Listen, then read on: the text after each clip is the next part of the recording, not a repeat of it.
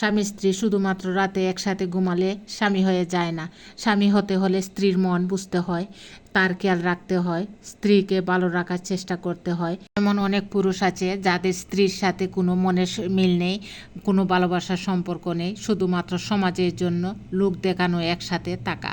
যার স্বামী এমন শুধুমাত্র সেই মেয়েটাই বুঝে জীবন্ত লাশ হয়ে বেঁচে থাকাটা কতটা কষ্টের। প্রিয় ভাই বোনেরা, আসসালামু আলাইকুম। সবাইকে অনেক অনেক শুভেচ্ছা জানিয়ে আজকের ভিডিও শুরু করছি। যে ছেলেরা সফল হওয়ার আগে বিয়ে করে, সেই ছেলেগুলো সারা জীবন তাদের বউকে জীবন থেকে ভালোবাসে। তার কারণ প্রত্যেকটা পুরুষের সফলতার পেছনে একজন নারীর অবদান আছে। যারা মনে করে আমি বেকার, বিয়ে করে বউকে খাওয়াবো কি, আল্লাহ বলেন তোমরা বিয়ে করো, আমি তোমাদের রিজিকে বাড়িয়ে দেব। সুবহানাল্লাহ। যে স্বামী পরিবারের সামনে নিজের স্ত্রীর দোষ ধরে, সেই স্বামী নিজের হাতে তার স্ত্রীর সম্মানকে নষ্ট করে। মনে রাখবেন, আপনার স্ত্রীর একটা মূল্যায়ন রয়েছে, আপনার স্ত্রীর সম্মান রয়েছে।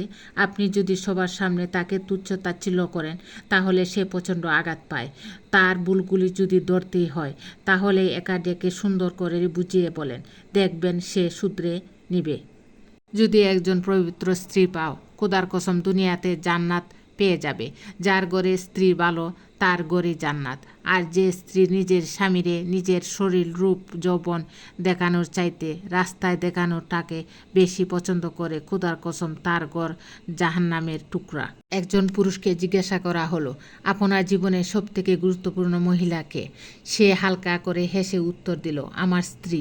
অপরজন একটু আশ্চর্য হয়ে বললেন, বাকিরা তো সবাই মা বলেছেন। এবার সেই পুরুষটি বললেন, হ্যাঁ, অনেকেই বলতে পারে মা, তবে আমার মতে সে তো আমার মা। সে আমাকে জন্ম দিয়েছেন, তিনি তো আমাকে ভালোবাসবেন।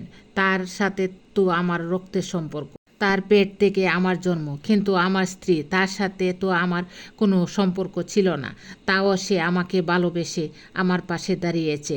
নিজের বিলাসবহুল জীবন ছেড়ে, পরিবার ছেড়ে আমার সাথে সেই অভাবের জীবনেও আসতে রাজি হয়েছে, শুধু আমার ভালোবাসার কথা ভেবে। তাই সে আমার জীবনে সবথেকে বেশি গুরুত্বপূর্ণ মহিলা। প্রতিটা স্বামীকে কিয়ামতের ময়দানে নামাজের পরে আরেকটা বিষয় নিয়ে জিজ্ঞাসা করা হবে, তুমি তোমার জীবনসঙ্গীর সাথে কেমন ব্যবহার করেছো? যদি ওই বান্দি বলে, ও আমার সাথে নির্যাতন করেছে, আমাকে কষ্ট দিয়েছে, তাহলে আল্লাহ বলবেন, তুমি ওকে ক্ষমা করবে কিনা বলো। তুমি যদি ওকে ক্ষমা করো, আমি আল্লাহ ওকে ক্ষমা করে দেব। তুমি যদি ওকে ক্ষমা না করো, আমি আল্লাহ ওকে ক্ষমা করব না। ওর জন্য জাহান্নাম ওয়াজিব হয়ে যাবে এবং জান্নাত হারাম হয়ে যাবে। তাই স্বামী স্ত্রী মানে হচ্ছে, দুঃখের সময় আমরা একসাথে আছি, সুখের সময় আমরা একসাথে থাকবো। তোমার কষ্ট আমার কষ্ট, আমার সুখ তোমার সুখ। ধন্যবাদ সবাইকে। আসসালামু আলাইকুম।